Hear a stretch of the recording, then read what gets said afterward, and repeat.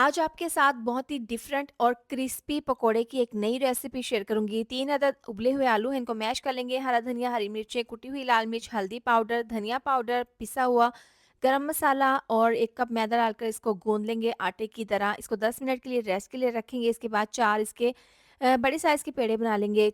4 चम्मच कॉर्नफ्लोर में ऑयल डालकर इसको मिक्स कर लेंगे। अब पेड़ों के ऊपर इस तरीके से मैदा लगाकर इसको बेल लेंगे। चारों पेड़ों को बेलकर इसकी रोटी तैयार कर लेंगे इस तरीके से।